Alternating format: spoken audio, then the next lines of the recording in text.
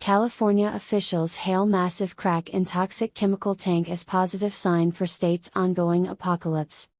In what experts are calling a miraculous breakthrough in disaster management, California officials announced Sunday that a giant crack in an overheating 34,000-gallon chemical tank filled with toxic, highly flammable methyl methacrylate is actually a good thing.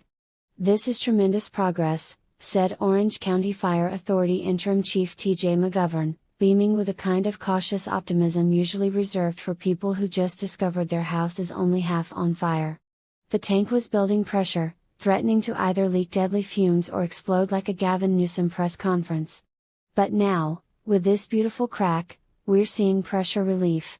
It's like the tank decided to self-ventilate instead of committing chemical suicide. The incident began earlier in the week when the tank at GKN Aerospace started venting vapors, prompting the evacuation of approximately 40,000 to 50,000 residents across Garden Grove, Anaheim, Cypress, Stanton, and Westminster.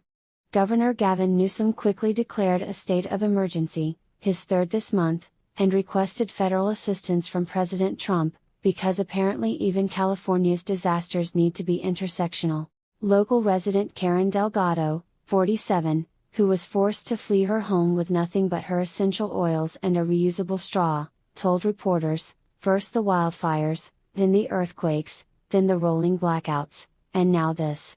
"At this point, I'm just waiting for locusts and for Newsom to tax the fumes." Environmental activists were torn.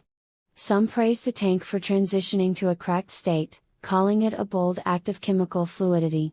Others demanded the state immediately switch to 100% renewable tanks made from recycled protest signs. One progressive organizer, holding a sign that read "Toxins are people too," explained, "This is clearly the fault of big plastic and climate change deniers in flyover country. If we had defunded the police harder, maybe the fire department would have prevented this with diversity training." As of press time, officials were spraying the tank with water while celebrating the crack as the most positive structural failure we've seen since the Oroville Dam. Residents were advised not to return home until the all-clear is given or until California runs out of other ways to make national headlines. In related news, Hollywood producers have already optioned the story for a limited series called Fumes of Our Lives, starring a non-binary methyl methacrylate molecule learning to love itself.